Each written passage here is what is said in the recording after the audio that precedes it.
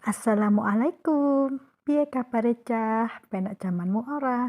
Aku ucapkan selamat datang bagi kalian yang baru bergabung dengan cerita horor misteriku kali ini.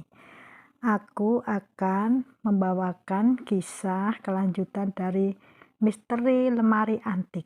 Dan jika suka kalian dengan cerita hororku ini, silakan ya like, komen, dan share.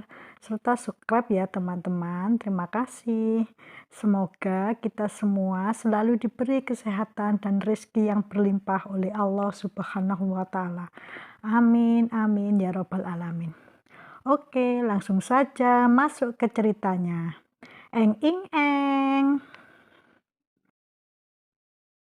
Tetapi tadi kepala suku bahkan kau sendiri mengatakan kau juga pendatang, tugas Ismet tak percaya. Orang luar tepatnya tidak lagi termasuk lingkungan mereka. Bagaimana pula itu? Di sana setiap perempuan boleh terus melahirkan anak, boleh menyusui anak-anaknya, merawat mereka sampai tumbuh besar, hingga mencarikan mereka jodoh.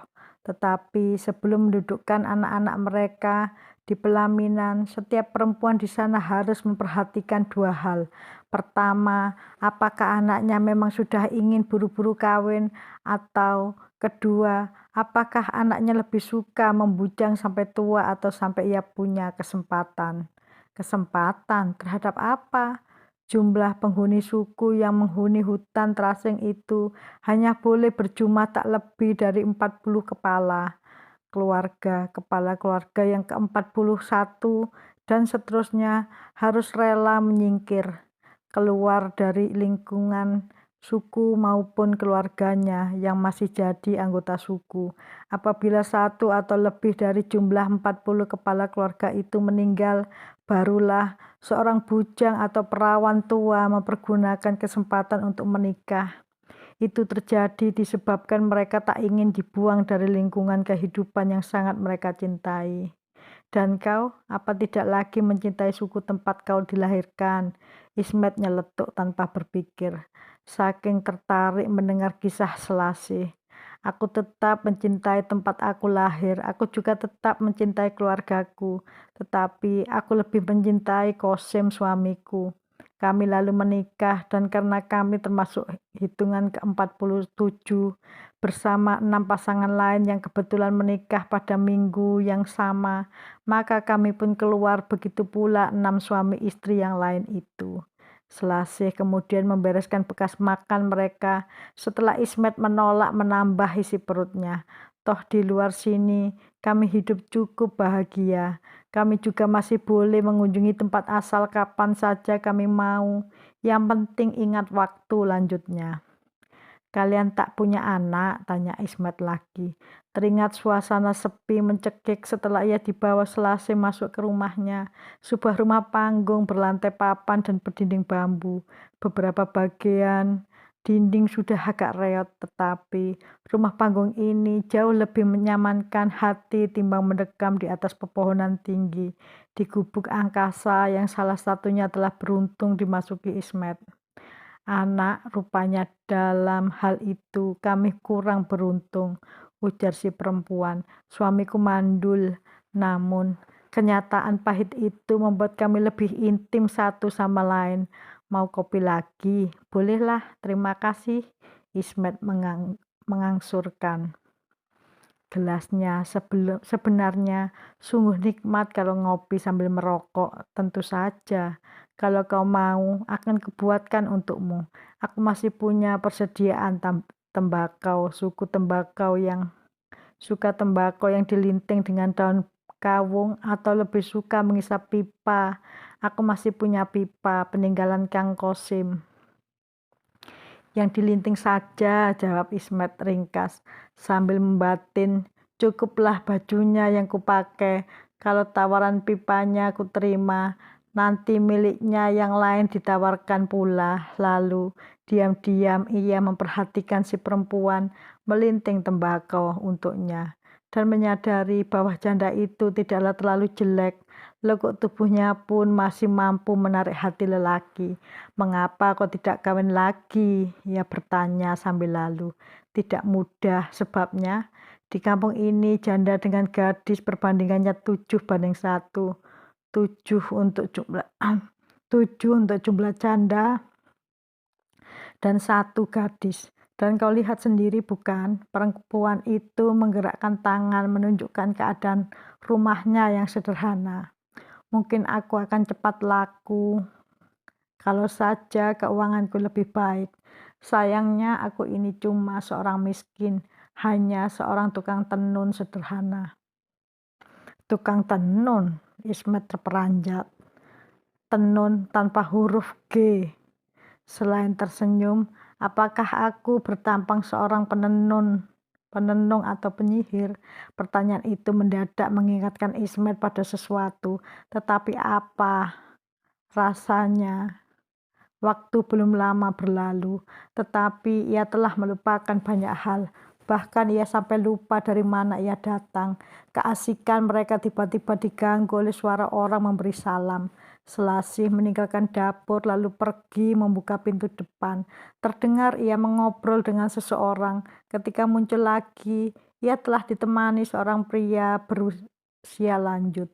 Tidak berpakaian, hitam-hitam sebagaimana kebanyakan warga lainnya yang sempat ditemui Ismet sebelum ia sempat di rumah Selasih. Lelaki yang satu ini mengenakan kemeja biasa, celana biasa, juga punya arloji. Sebuah arloji rantai yang sempat dilihat Ismet karena orang itu mengeluarkan sebentar untuk melihat waktu. Masih pula terdengar rungutnya yang jelas dibuat sesopan mungkin. Mestinya aku sudah berangkat setengah jam yang lalu. Aku harus bertemu residen besok. Pagi-pagi benar untuk lalu pria berusaha lanjut serta perlintik itu melihat Ismet berdiri. Jadi inilah tamu yang kau laporkan tadi. Benar, Pak? Aku lurah di desa ini. Pria berwajah kaku dan bersikap kaku itu mengulurkan tangan. Ternyata ia masih memegang kesopanan juga. Siapa namamu, anak muda? Ismet, Pak. Ismet menyambar uluran tangan itu. Ismet Effendi. Ia terkesiap merasakan betapa kokoh cengkeraman tangan si lelaki dan betapa tajam bagai sembilu sorot mata tuanya. Dari mana kau datang? Itulah yang membingungkan saya, Pak Lurah. Ismet menyahut heran pada dirinya sendiri. Saya kira saya telah tersesat dan AC sudah menceritakannya tadi. Tak lama setelah kalian tiba di rumah ini, kau beruntung anak muda. Beruntung dapat keluar hidup-hidup dari hutan terasing itu. Jadi, kau bermaksud menginap? Bila diperkenankan, Pak Lurah, baiklah. Mestinya kau kucarikan sebuah rumah lain untuk tempat pemondokan sementara. Tetapi aku terlalu sibuk, tak sempat mencarikannya. Pak Lurah berpaling pada Selasih. Kau dapat menjaga diri bukan AC? Atau perlukah kupanggilkan seseorang untuk menemanimu? Aku sudah terbiasa hidup menyendiri, Pak Lurah, jawab Selasih sambil berusaha menghindari tatapan mata Ismet. Biarlah tamuku menginap di rumahku barang semalam. Besok pagi, aku sendiri yang akan membantu mencari keluarga lain yang mau menerima dia, kecuali ia bermaksud meneruskan perjalanannya. Baiklah kalau begitu. Asih dan kau anak muda, desa kami ini dihuni oleh orang baik-baik. Kau tentu sependapat dengan kami, bukan? Itu semua peringatan halus. Ismet mengangguk kaku. Nah, selamat berpisah. Kalau begitu, aku harus pergi sekarang. Ku dengar residen cuma sebentar saja muncul di Pandeglang sebelum meneruskan perjalanan ke Bogor. Pandeglang. Nama kota ini pelan-pelan berdenyut di otak Ismet. Pandeglang, Bogor, lebih ke sana lagi, Bandung. Dari sanalah ia datang. Ke Pandeglang ia pergi. Ismet menyadari sesuatu lalu bergegas menyusul ke pintu depan.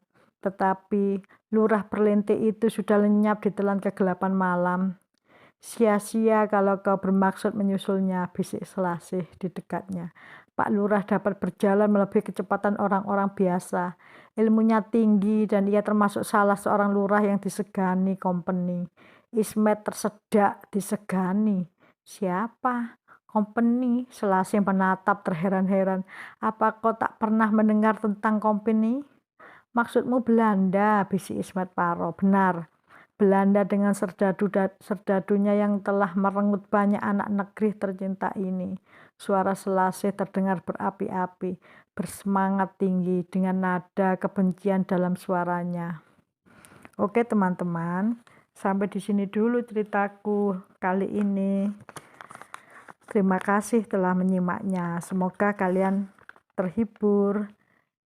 Tidak ada kesempurnaan di dunia ini karena kesempurnaan hanyalah milik Allah Subhanahu wa taala. Supaya kalian tidak ketinggalan lanjutan dari kisah ini, jangan lupa ya teman-teman, like, komen, dan subscribe ya. Terima kasih. Wassalamualaikum warahmatullahi wabarakatuh. Di kamar tidurnya, Ismet berbaring gelisah. Kamar yang ditempatinya tanpa langit-langit, berdinding tipis pula. Hawa dingin menerobos dari mana-mana, termasuk dari celah-celah lantai papan dipan kayu yang ditidurinya. Hanya dilapisi sehelai tikar pandan, bantalnya sangat tak nyaman di kepala, karena isi bantal bukan kapas, melainkan jerami. Selimutnya keras dan kasar, tetapi cukup hangat. Namun, hawa dingin pegunungan menusuk tiap jengkal tubuhnya, hingga mata Ismet sukar sekali terpejam. Padahal, betapa inginnya ia tidur bareng sejenak, walau cuma 1-2 menit, dan ia berharap saat terbangun nanti ia kembali berada di kamar tidurnya sendiri. Ia akan melihat Farida menguap di sebelahnya sambil mencemooh, "Kau mengigo yang aneh-aneh. Mimpi apa kau tadi malam?" Atau barangkali mendapati Farida merungut cemburu. "Asih itu pacarmu ya, sampai kau sebut-sebut dalam mimpimu. Benarkah ia hanya bermimpi? Semoga semua ini hanya bermimpi." Lalu, mengapa segalanya begitu jelas dan nyata? Ia masih mampu mengingat semua detailnya. Ia membuka pintu lemari, terperangkap di lorong gelap. Tahu-tahu ia sudah ada di tengah hutan belantara. Seekor macan kumbang menerkamnya, mencabik-cabik pakaian di tubuhnya. Muncul sesosok tubuh aneh berpakaian putih-putih yang semula ia sangka seorang malaikat. Lalu rumah-rumah di atas pohon. Di kamar tidurnya, Ismet berbaring gelisah. Kamar yang ditempatinya tanpa langit-langit berdinding tipis pula. Hawa dingin menerobos dari mana-mana, termasuk dari celah-celah lantai papan dipan kayu yang ditidurinya hanya dilapisi sehelai tikar pandan. Penghuni-penghuninya yang menatap curiga sebelum menghilang, ular, babi hutan, puluhan ekor monyet dan selasih. Pertemuan mereka hanya kebetulan belaka, tetapi selasih telah bercerita sangat banyak tentang penghuni-penghuni hutan terasing itu, tentang orang-orang yang hilang raib di sana, termasuk suaminya. Lalu mereka meniti jembatan bambu. Ismet terpeleset, hampir mati, terbenam. Kalau tak keburu ditolong Selasih. Alangkah memalukan ia ditolong seorang perempuan lemah bertubuh kecil. Perempuan yang justru memerlukan lindungan seorang laki-laki. Selasih tidak begitu cantik, tetapi pesona senyumnya tidak bisa diabaikan. Apalagi ketika tubuh mereka begitu rapat di tepi sungai. Dan saat Ismet menyentuh payudara perempuan itu tanpa sengaja, Ismet mengeluh, belum apa-apa ya sudah hampir mengkhianati Farida. Betapa jelas dan nyata semua gambaran itu, bahkan juga perasaan yang ditimbulkannya. Belum lagi mengenai Pak Lurah, ceritanya tentang residen Belanda, arloji rantainya yang kuno, dan corak pakaiannya yang sama kunonya, hingga penuturan Selasih tentang perang dan company. Tidak mungkin semua ini hanya mimpi belaka. Mimpi tidak akan pernah senyata yang ia rasakan. Tetapi bagaimana mungkin rasanya sungguh tidak masuk akal. Bahkan Ismet Effendi telah memasuki apa yang hanya pernah ia baca dalam buku atau ia tidak lihat dalam film, yaitu lorong waktu. Benar, lorong gelap di balik pintu lemari adalah sebuah lorong waktu, waktu ke masa silam.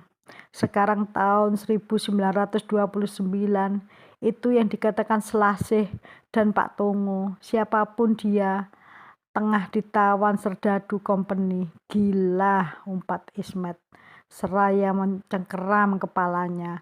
Ia memijiti ubun-ubunnya, lalu menekan pelipisnya. Kepalanya berdenyut teramat sakit, menyadari kenyataan bahwa ia telah tetap berada di kamar asing tanpa langit-langit, berdinding tepas dan berlantai papan. Frustasi karena menyangka ia tengah berada dalam suatu kegilaan yang aneh, Ismet bangkit dari dipan dan berjalan ke jendela.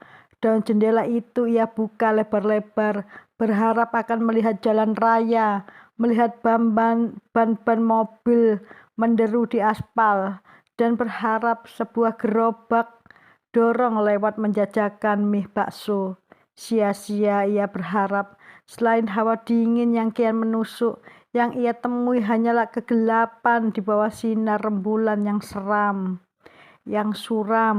Setelah beberapa saat, pandangannya mulai beradaptasi dengan kegelapan.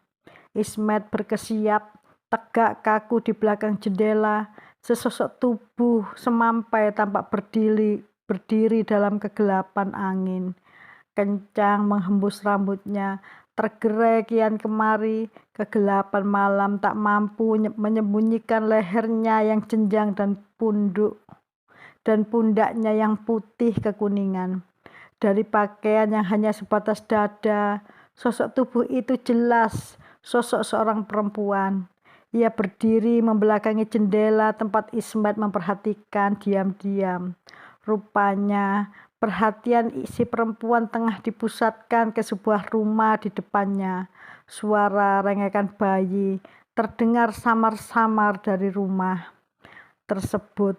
Sesaat kemudian, rengekan itu berhenti mendadak, seakan dipaksa. Mungkin ibu atau ayahnya yang terganggu tidurnya menutup mulut bayi itu, atau mungkin si bayi tengah disusui ibunya. Kegelapan semakin hening. Sosok perempuan tadi pelan-pelan melangkah maju.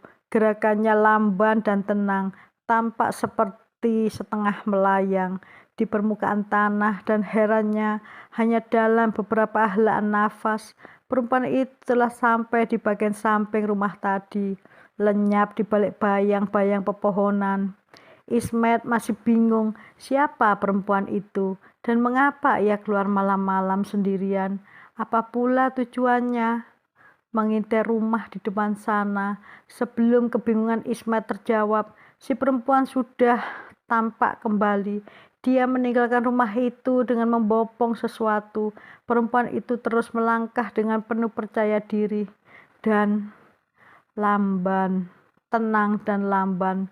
Ketika akan membelok di pertigaan jalan, tak jauh dari jendela tempat Ismet mengintip, sinar rembulan tak terhalang apapun membuat wajah perempuan itu terlihat jelas. Ismet terngangah. Rupanya perempuan itu merasa tengah diamatinya. Hanya butuh seperkian detik untuk menemukan orang yang tengah memperhatikan gerak-geriknya. Perempuan itu tegak diam, menatap ke arah Ismet dengan pandangan tajam. Raut wajahnya semakin jelas. Itulah yang membuat Ismet terngangah. Walaupun perempuan itu mengenakan pakaian orang gunung, tapi wajahnya adalah raut wajah yang sangat dikenal Ismet. Ida, bisi Ismet tersentak. Saking tak percaya dengan pandangan matanya, Ismet mengerjap-ngerjap, tapi ketika ia menyalangkan matanya kembali, perempuan itu telah lenyap. Jangankan tubuhnya, Bayangannya pun tak kelihatan lagi. Ismet terkesiap, ia yakin siapa yang telah dilihatnya.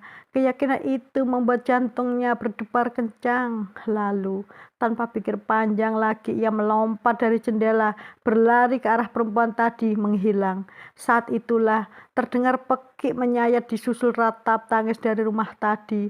Keributan itu demikian mendadak, sehingga Ismet terpekik sendiri, kaget secara naluriah. Ia menghentikan langkah mengejar perempuan yang ia perkirakan adalah Farida. Lalu berbalik, memutar langkah dan memandangi rumah di depan sana. Pintu rumah itu terpentang lebar. Sesosok tubuh laki-laki menghambur keluar disertai jeritan pula. "Bayiku, tolong bayiku, diculiknya, tolong." Tapi aneh, tetangga sekitar situ tidak ada yang segera keluar. Orang itu kemudian melihat Ismet dan bergegas menghampirinya. "Apakah kau melihat kemana bayiku dibawa olehnya?" Nafas lelaki itu tersengal-sengal. "Oleh siapa?" kata Ismet dengan nafas sesak.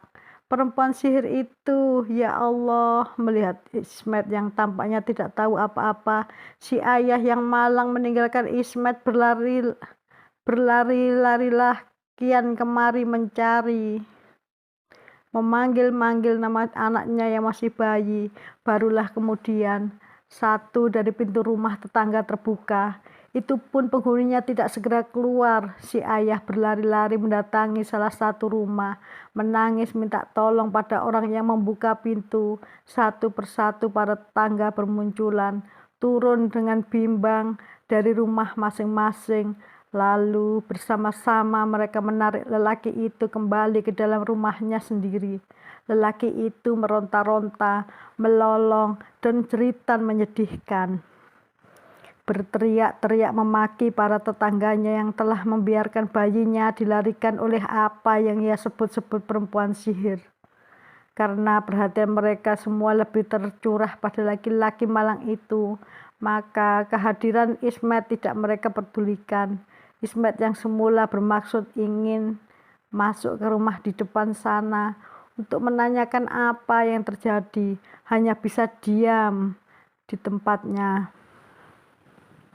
Tegak mematung di rumah depan, terdengar suara tangis dan suara yang berdebat, sementara pintu demi pintu rumah di sekitar yang tadinya dibuka oleh penghuni yang masih tinggal diam-diam ditutup kembali. Aneh, pikirnya, tak seorang pun dari mereka yang berusaha mengejar si penculik, malah tetangga-tetangga sekitar kelihatan begitu takut keluar rumah, begitu cepat menutup pintu masing-masing, seakan-akan kejadian semacam itu buat mereka sesuatu yang sudah lumrah, namun mendatangkan rasa takut sehingga semua orang terpaksa mengurung diri. Persetan dengan kemalangan tetangganya, Ismet kembali teringat pada penculik bayi tadi. Perempuan sihir atau apapun dia, buat Ismet hanya berarti satu hal. Ia telah menemukan Farida, istrinya. Dengan pikiran itu, Ismet membalikkan tubuh, malah diperkirakan Faridanya menghilang. Pada saat itulah terdengar suara menegur dengan pelan. "Mau kemana?" Ismet terperanjat mundur dengan kaget manakala tampak olehnya sesosok bayangan muncul dari ruangan pepohonan yang gelap. Ternyata seseorang lelaki itu. Ia bertelanjang kaki dan bertelanjang dada. Tubuhnya hampir sama tinggi, hampir sama besar dengan Ismet sendiri. Usianya pun mungkin tidak berbeda jauh dengan Ismet.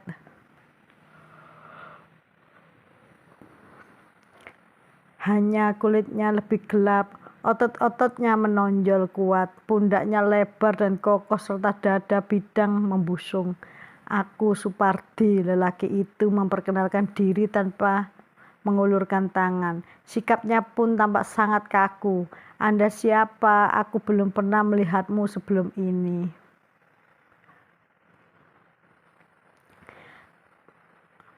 Setelah kekagetan menghilang, Ismet balas memperkenalkan diri, tak lupa menyebutkan di rumah siapa ia tinggal. Oh janda perempuan itu, apakah kau calon suaminya? Tanya Supardi tanpa basa-basi. Bukan. Oh, kapan kau tiba di kampung ini?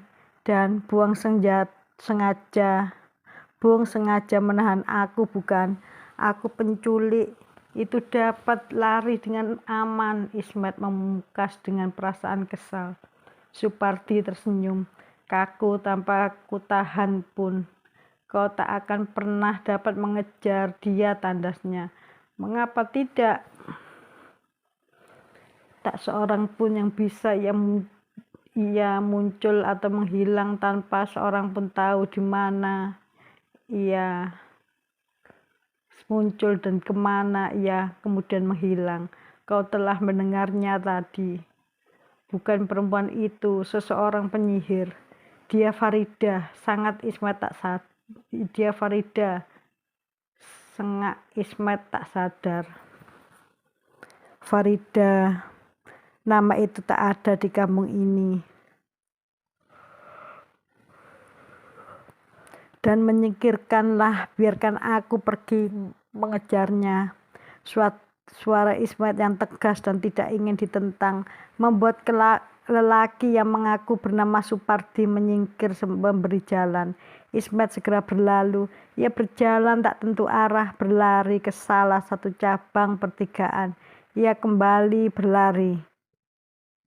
Dan hanya kegelapan yang menakutkan, kehampaan yang menyakitkan yang ia peroleh. Ketika kembali ke tempat semula, Supardi telah menghilang. Dari rumah depan, suasana hiruk pikuk itu telah reda. Meski jerit tangis perempuan masih terdengar, begitu menyayat hati. Ismet berdiri bingung dan gelisah. Ia semakin yakin bahwa Farida juga telah membuka pintu lemari untuk di rumah mereka. Dan mereka terseret oleh lorong waktu ke tempat yang sama. Yang membuatnya tak habis pikir mengapa Farida tadi lenyap begitu saja meski ia telah melihat kehadiran suaminya. Dan yang lebih mengerikan, mengapa Farida harus menculik bayi orang lain. Ismet, ia menoleh dan melihat Selasih berdiri di pintu rumahnya. Masuklah Ismet, lekas sebelum kau terkena kutuk. Tanya Ismet setelah pintu tertutup. Di belakangnya ia heran melihat wajah Selasih yang pucat dengan ketakutan yang membayang di matanya. Panjang ceritanya, jawab Selasih gemetar. Lebih baik tidur saja sekarang. Jangan lagi nekat meninggalkan rumah tengah malam buta begini. Bodoh. Semoga arwahnya diterima di sisi Tuhan. Hei, nanti dulu, Ismet tercengang. Setelah orang-orang di luar sana tak satu pun yang mau berusaha mengejar si perempuan sihir itu untuk merebut bayi yang diculiknya. Kini kau malah beranggapan bayi itu telah mati.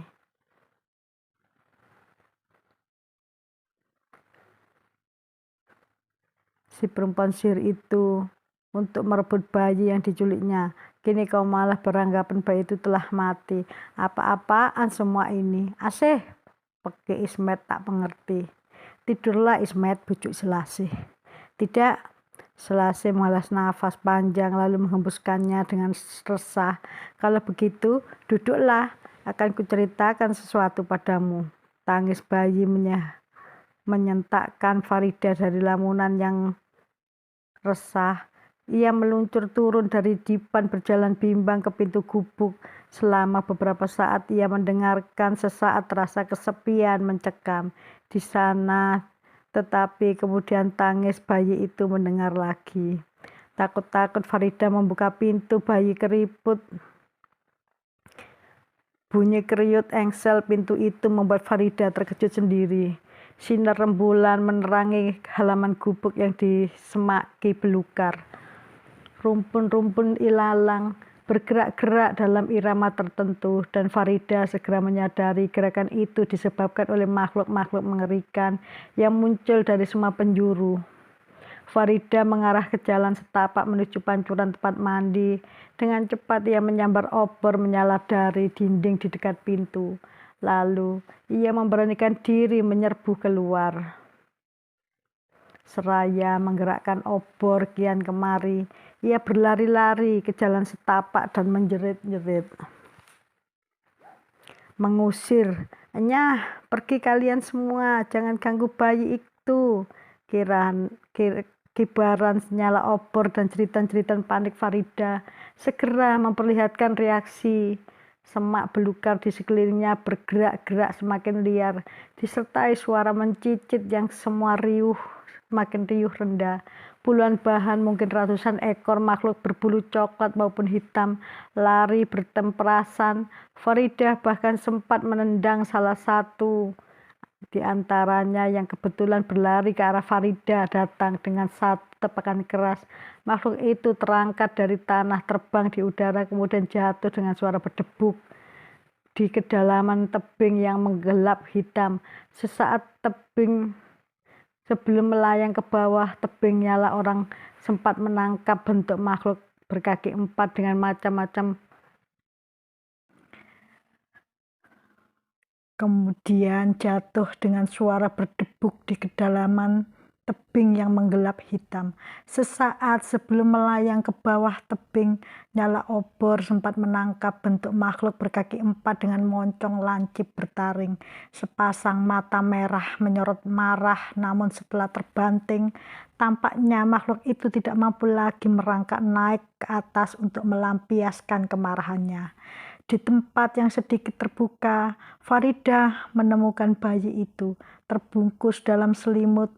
Ia lihat sesosok tubuh mungil berkulit putih kemerah-merahan menggeliatkan tangan maupun kakinya. Belasan ekor makhluk hitam merayap di sekelilingnya. Bahkan 2-3 ekor diantaranya sudah mulai mencacah selimut pembungkus bayi. "Tikus-tikus terkutuk, jangan sentuh dia," teriak Farida. Sembari obor di tangan ia sorong-sorongkan ke arah kerumunan makhluk itu. Kakinya ikut pula menendang-nendang. Terdengar bunyi debak-debuk kaki-kaki kecil bertemprasan tak menentu disertai cicitan nyaring melengking. Kemudian sepi menyentak. Tinggal rengekan lemah sang bayi serta nafas Farida yang memburu. Ia mengawasi sekelilingnya.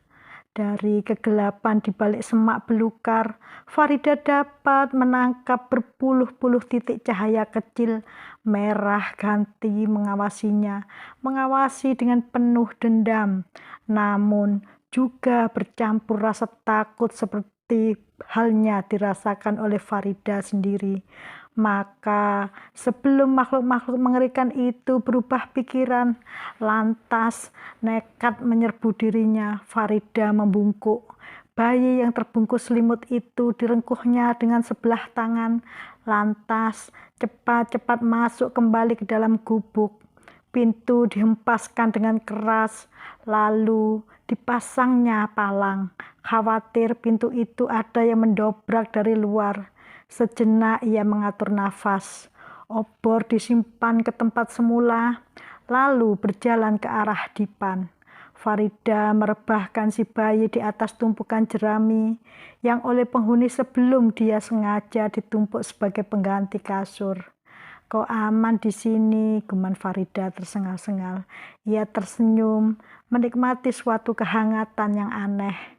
Dengan kehadiran sang bayi, kita dapat berteman, bukan? Lalu, untuk pertama kali semenjak ia menghuni gubuk kecil di lereng gunung itu, Farida dapat tertawa.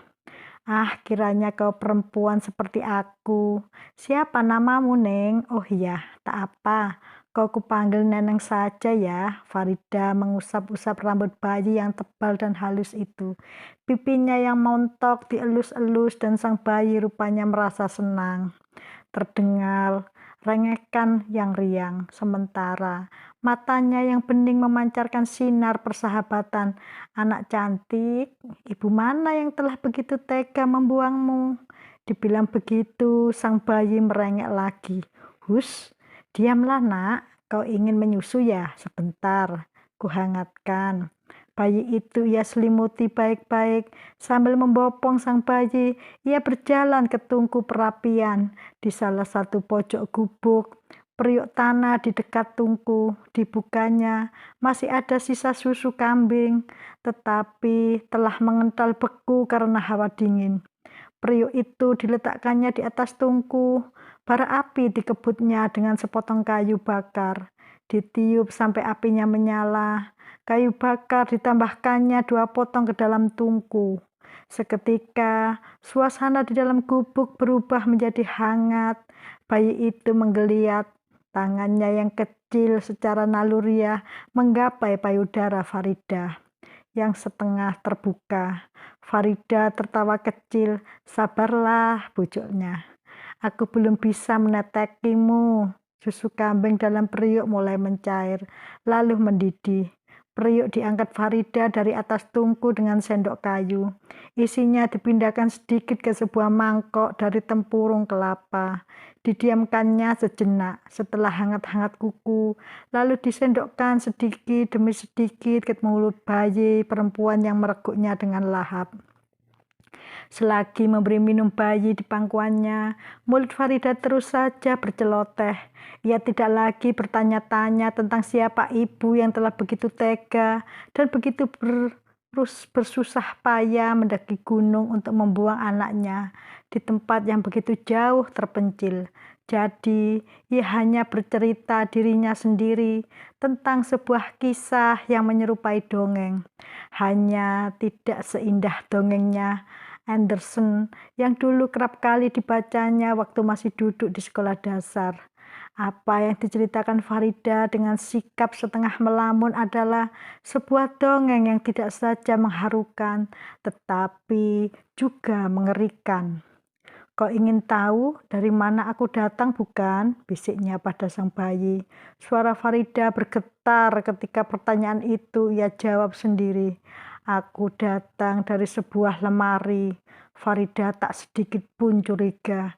Ketika ia membuka pintu lemari, ia juga tidak merasakan sesuatu hal yang aneh, kecuali desahan kagum akan ukiran perempuan yang menyerupai dirinya itu. Puas memandangi duplikat dirinya, Farida tenang-tenang saja membuka pintu lemari keramik-keramik yang bagus itu lebih pantas dipajang di balik lemari kaca di ruang tamu. Di lemari yang ini lebih cocok untuk menyimpan buku atau benda-benda lain yang tidak begitu mereka butuhkan, kecuali diperlukan. Tangannya baru saja menjangkau sebuah poci antik. Ketika peristiwa itu terjadi, mendadak keramik-keramik lainnya menghilang secara ajaib. Bilah-bilah papan dan kayu lemari lenyap, berganti lorong yang pekat seakan tak berujung. Yang tinggal hanyalah poci di tangannya saja. Di hadapannya, Farida menyaksikan munculnya gumpalan kabut yang kemudian menyergap tubuhnya dengan sebuah tarikan yang aneh.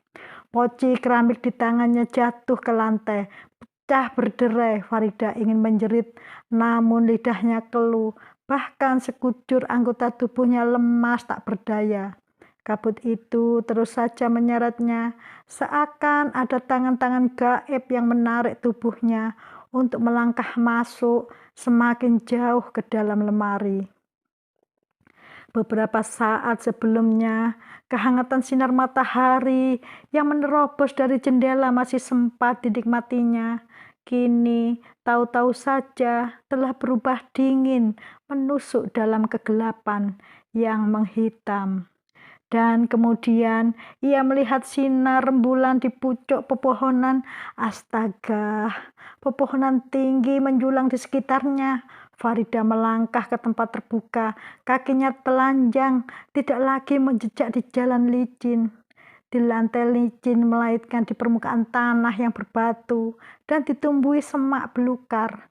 Bagaimana mungkin? Farida mengerjapkan matanya, berbisik pada dirinya sendiri. "Hei anak tolol, bangun." Telinga Farida menangkap suara begitu lirih, hanya sayup sampai terdengar, apa-apaan si Ida?" Disusul suara bunyi menghempas, seperti pintu ditutupkan. pintu lemari itu. Farida membuka matanya lebar-lebar, berharap ia melihat wajah ibu mertuanya yang mencemooh karena telah memecahkan poci antik yang mungkin tak ternilai harganya.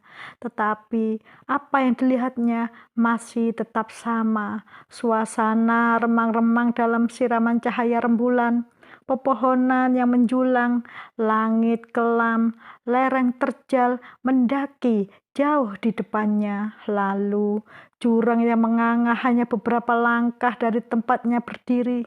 Farida tersentak, melangkah mundur. Suara makhluk menjauhi bibir tebing yang curam mengangah itu. Ia membalikkan tubuh disertai perasaan takut yang luar biasa. Ada suara-suara aneh tertangkap oleh telinganya. Bunyi mencicit lemah, mula-mula hanya satu, dua suara, kemudian bertambah banyak. Bunyi mencicit itu makin kuat, makin ramai, lalu terdengar suara gemerisik yang ribut. Semak belukar di sekelilingnya bergerak-gerak liar.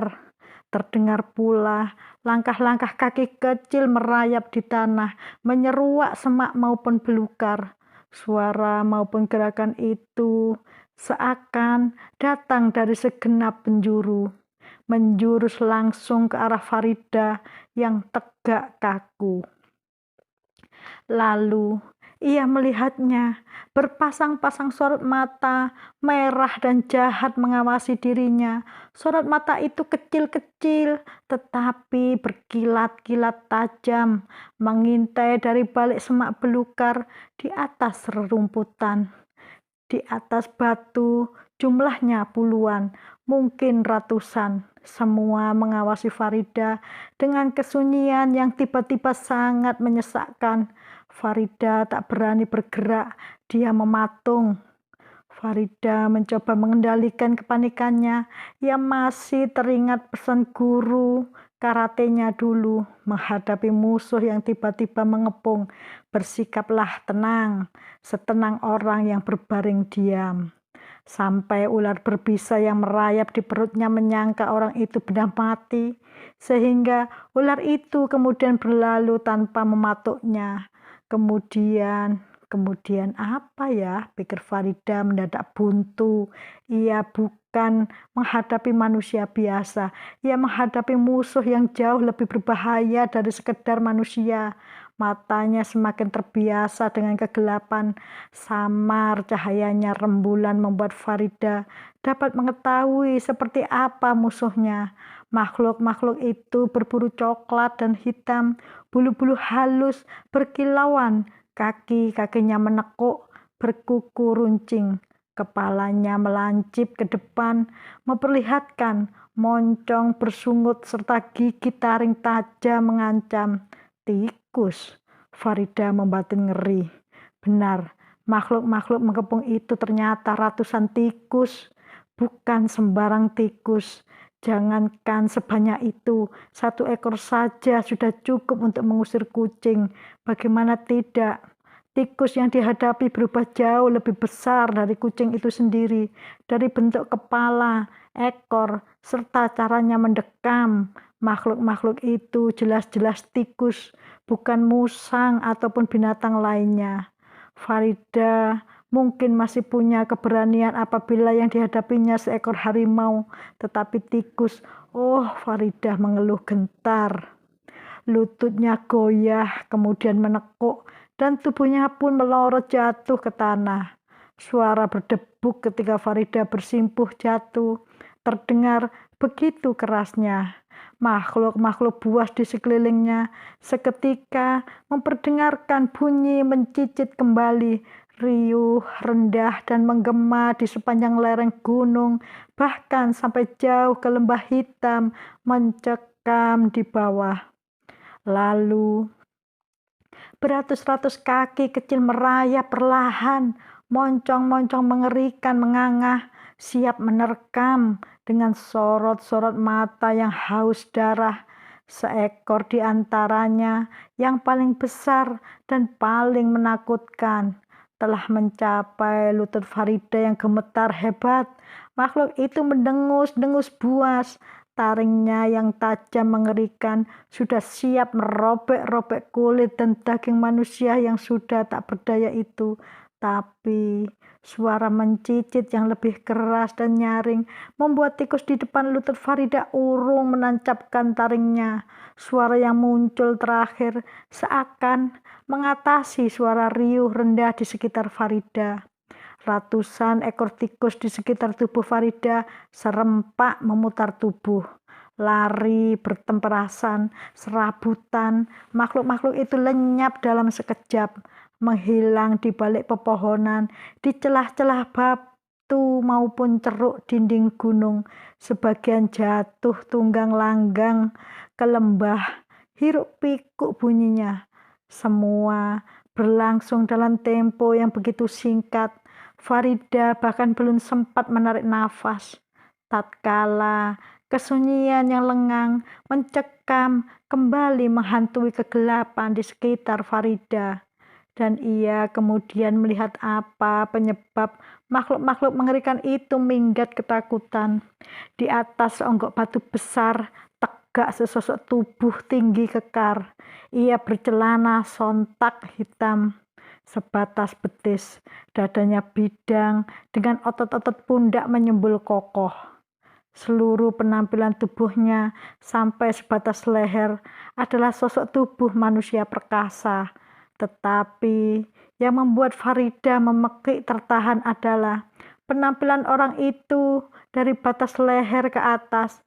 Orang itu tegak persis menghadap rembulan, sehingga tanpa jelas sepasang telinganya yang kecil lancip, rambut lurus, rata, berkilauan di atas kepala yang juga lancip. Matanya memang berbentuk normal seperti sepasang mata manusia biasa. Akan tetapi, justru keadaan itu membuat penampilan wajahnya semakin buruk mengerikan. Karena mata manusia tidaklah serasi untuk wajah seekor tikus. Terlindung dalam bayang-bayang pepohonan, Farida menggeliat resah. Ia berusaha bangkit, namun segera jatuh terduduk kembali.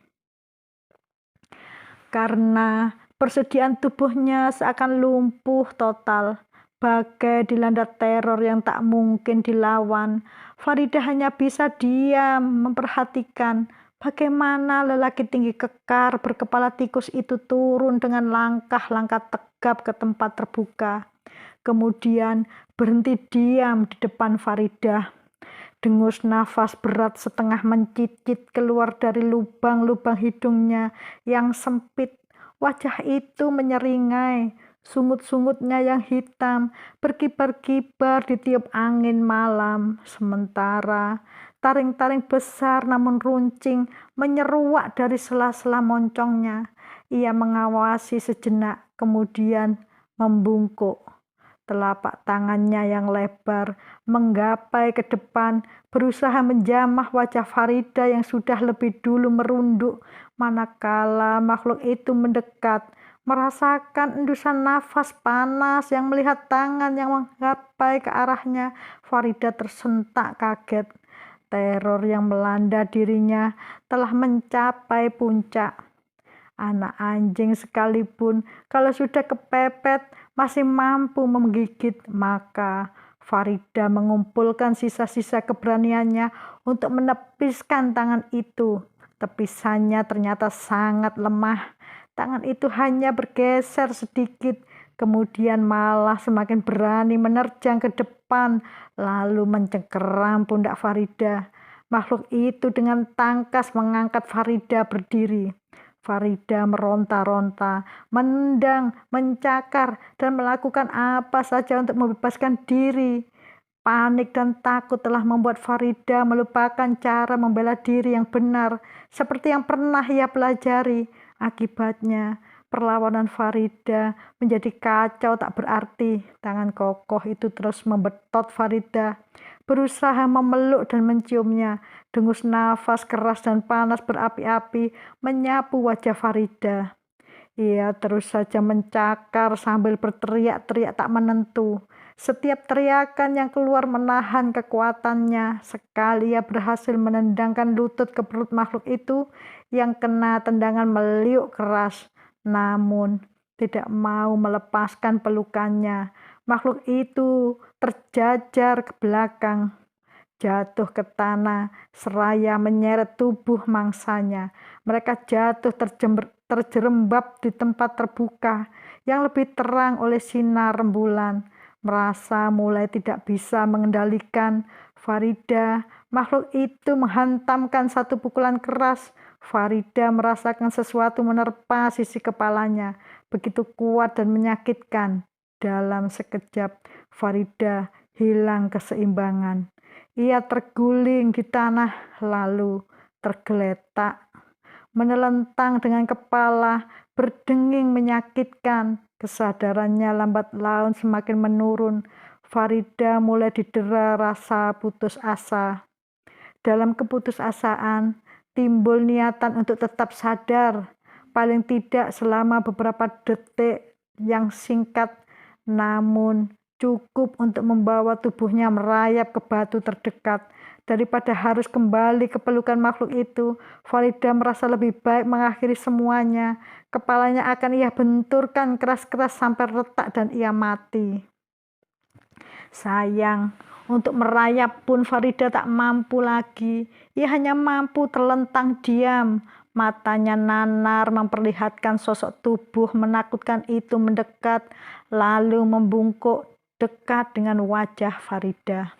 Tapi anehnya, bukan untuk menciumi perempuan yang sudah tak berdaya itu, melainkan hanya menatap wajahnya lekat-lekat, hanya memperhatikan. Lalu sekonyong-konyong sosok tubuh perkasa itu tampak bergetar hebat. Terdengar cicitan keras dari mulutnya. Saat berikutnya makhluk itu mundur menjauh, lantas menjatuhkan diri di atas rerumputan. Makhluk itu menekankan kepalanya ke rerumputan dengan tangan mendekap ke tanah. Tubuhnya meliuk bersimpuh. Suara mencicitnya terdengar kacau, seperti cicitan tikus yang terpojok di celah sempit yang masih dapat dijangkau kuku seekor kucing yang siap menerkamnya. Dengan sisa-sisa kesadarannya, Farida masih sempat menyaksikan bagaimana makhluk perkasa berkepala dan berwajah tikus itu tengah bersimpuh di tanah dengan posisi menyembah, memohon ampun kepadanya. Farida membelalak heran. Sekejap cuma karena kelopak matanya keburu mengatup tanpa bisa ia kendalikan. Kesadaran Farida sudah menghilang. Kau tahu apa yang kemudian terjadi? Desah Farida lirih. Bayi di pangkuannya diam. Rupanya sudah lama tertidur. Farida menghela nafas, kemudian bangkit dan berjalan ke dipan. Ia sambar sehelai kain rombeng bekas dan kasur dari gantungan di dinding, dilemparkan di tumpukan jerami. Lalu bayi yang sudah lelap itu ia baringkan dengan hati-hati, diselimuti baik-baik. Bayi yang montok dan cantik, pikirnya. Ibu mana yang telah tega membuangnya? Apakah peristiwa-peristiwa memalukan yang sering terjadi di kota-kota besar itu telah merembet pula ke pegunungan yang jauh terpencil, tentang perempuan-perempuan muda yang hamil di luar nikah, lantas karena malu pergi menyingkir jauh-jauh, melahirkan anaknya diam-diam, membawanya ke suatu tempat tanpa diketahui orang, lalu membunuhnya. Akan tetapi bayi ini tidak dibunuh, bayi ini dibuang begitu saja. Lalu mengapa untuk membuang harus menempuh jarak yang begitu jauh? Mengapa harus bersusah payah, mendaki gunung, bahkan harus menyeberangi sungai yang menerobos rimba belantara? Tadi siang, Farida sempat beberapa kali memperhatikan ke arah lembah. Namun, di lembah sana, ia melihat rumah-rumah penduduk yang tampak begitu kecil, menyerupai kotak korek api saking jauhnya. Perempuan mana yang nekat meninggalkan kampung itu untuk pergi mendaki gunung hanya untuk membuang bayinya? Farida tersentak ketika ia sampai pada sebuah pemikiran baru. Seseorang entah siapa telah masuk pula lewat pintu lemari. Bayinya dibuang, kemudian orang itu keluar kembali lewat pintu yang sama. Ia tentunya telah mengetahui rahasia lemari antik itu. Entah dengan cara apa ia dapat masuk ke dalam rumah tanpa sepengetahuan Ismet atau ibu mertuanya. Dengan leluasa pula ia membuka dan menutupkan pintu lemari setelah melaksanakan niat jahatnya. Dan bayi itu mungkin bukan anak haram. Bayi itu mungkin memang terlahir dari sebuah pernikahan yang sah.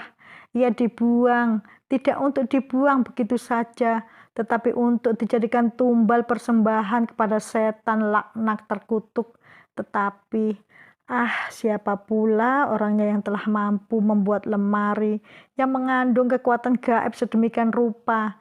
Itu hanyalah sebuah lemari biasa, lemari dengan pintu ukir antik yang dapat dibuat dan dipesan oleh siapa saja. Jangka waktu pembuatannya pun cuma 3 hari atas pesanan Ismet suaminya. Pesanan Ismet, astaga. Mengapa pula Ismet tiba-tiba berpikir untuk memesan sebuah lemari yang dapat melemparkan istrinya ke sebuah dunia yang begitu jauh? Sebuah dunia terasing. Ismet tidak akan melakukan itu karena ia tahu betapa Ismet sangat mencintai dirinya. Kalaupun setelah dipandai gelang cinta Ismet padanya mengalami perubahan, maka Ismet tidak akan berani melakukan perbuatan mengerikan itu di depan mata ibunya sendiri. Tidak, bukan Ismet yang melakukannya. Lalu siapa? Kehilangan selera untuk tidur kembali. Farida turun dari dipan. Bayi itu menggeliat, merengek lembut. Tetapi dengan tepukan-tepukan halus di selimutnya, bayi itu terlelap lagi. Bayi malang, pikirnya.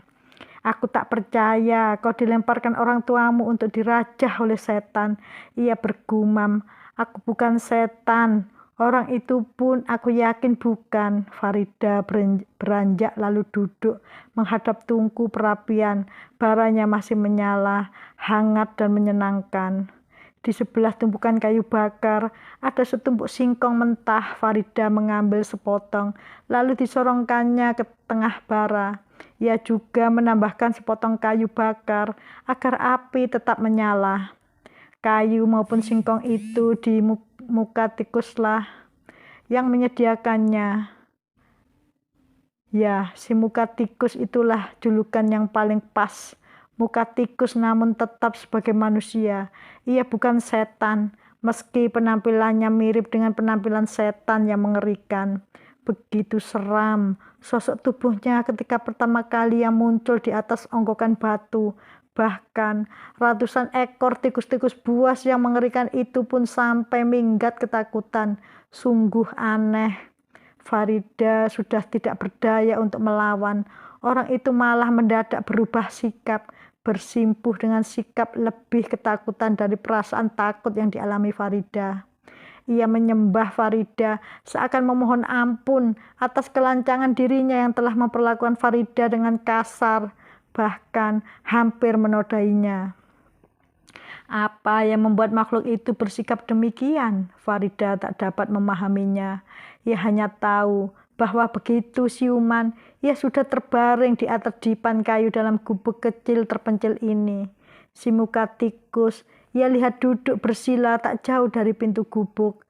Ia duduk membelakangi obor sehingga wajahnya tidak terlihat jelas. Walaupun nyala api di tungku masih mampu menerangi, wajahnya tetap saja kelihatan sangat samar karena lelaki itu telah memakai kerudung hitam yang tepi bagian atas depan ditarik serendah mungkin, membuat wajahnya tak lebih dari sebuah kegelapan yang kabur. Orang itu gemetar ketika Farida menggeliat bangun. Ia cepat bersimpuh, mencium lantai tanah, menangkupkan kedua telapak tangan pada kepalanya yang ditutupi kerudung, memperdengarkan suara mencicit yang ribut, tetapi lemah, seakan tak berdaya. Seolah-olah Farida adalah sang ratu penguasa yang turun dari tahta untuk menghukum langsung si pendurhaka. Terheran-heran, campur takut, Farida beringsut ke pojok dipan, duduk meringkuk dengan sekujur tubuh gemetar.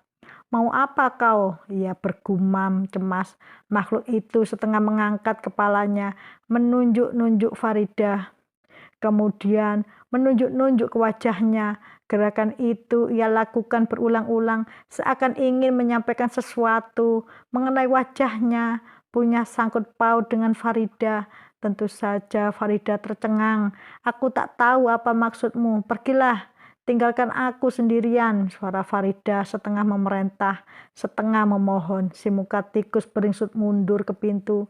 Tiba di sana, ia berdiri berpaling sejenak ke arah dipan.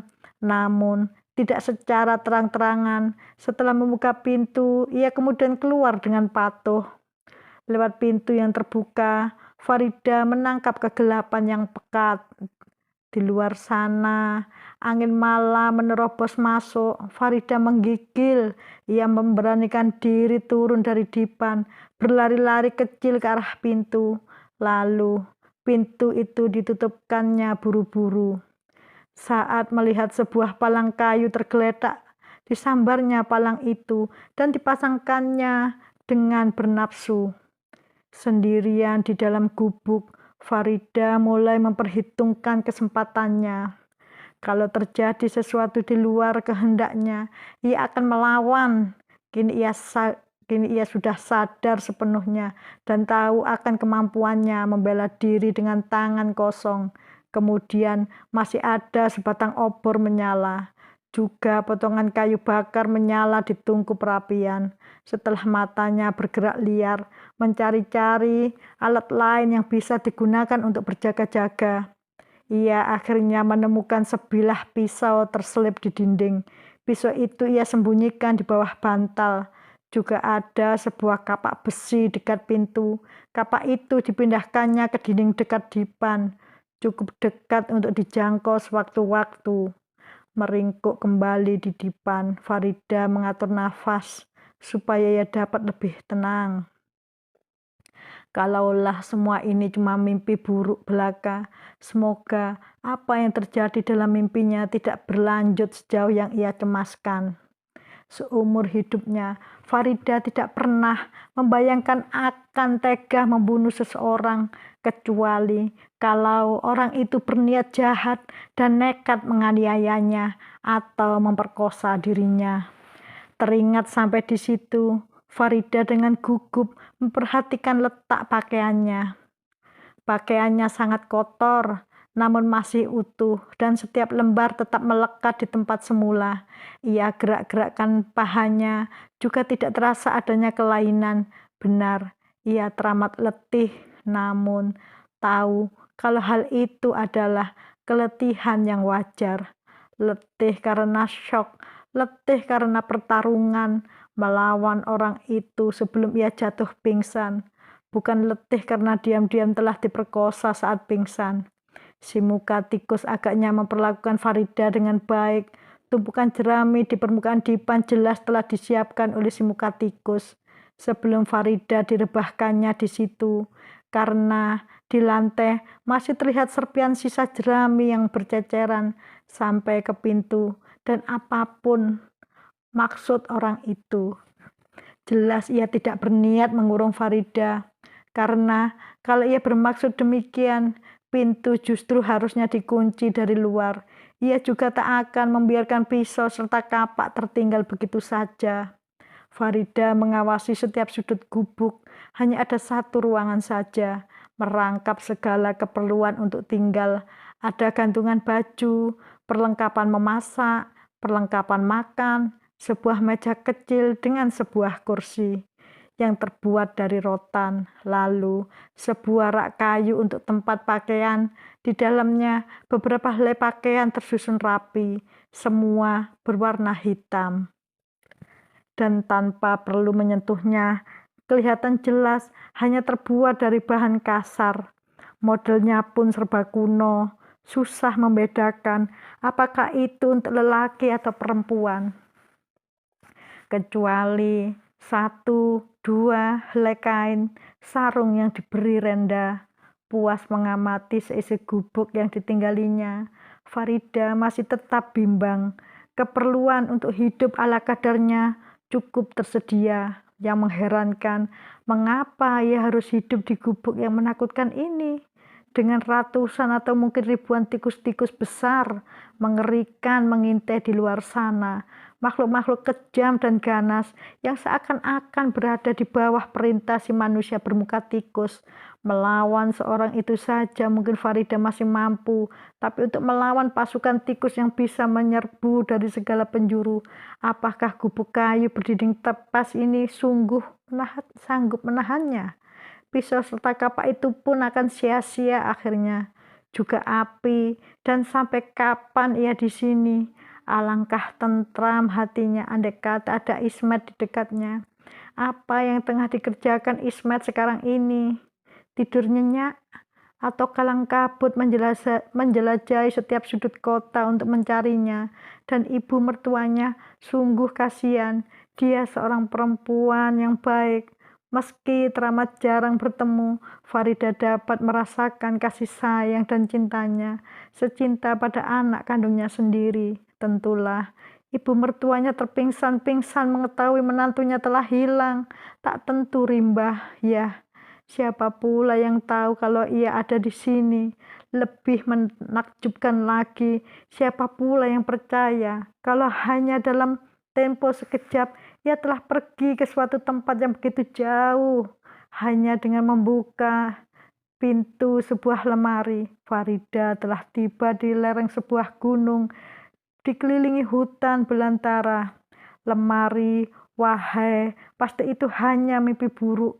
Namun, ketika akhirnya ia tertidur juga menjelang subuh dan bangun kesiangan, esok harinya Farida menyadari ia tidak sedang bermimpi, ia menghadapi kenyataan.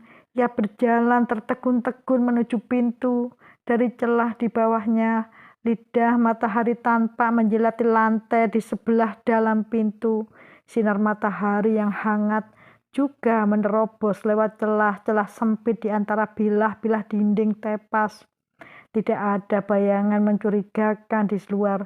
Farida menggenggam erat pisau bergagang besi di tangannya yang ia tekuk di balik punggungnya. Dengan satu tangan palang diturunkan, lalu pintu dibuka dengan hati-hati. Bunyi keriutnya yang keras mengejutkan Farida sehingga ia sempat menahan nafas dengan wajah pucat. Oke teman-teman, terima kasih kalian telah menyimaknya sampai saat ini. Semoga cerita ini kalian suka. Tidak ada kesempurnaan di dunia ini, kesempurnaan hanyalah milik Allah. Ambil baiknya dan buang buruknya. Dan jika kalian suka dengan cerita misteri ini, kalian like, komen, dan share ya teman-teman. Dan jangan lupa subscribe-nya biar kalau aku upload kelanjutan dari video ini, kalian tidak ketinggalan. Oke, terima kasih. Wassalamualaikum warahmatullahi wabarakatuh.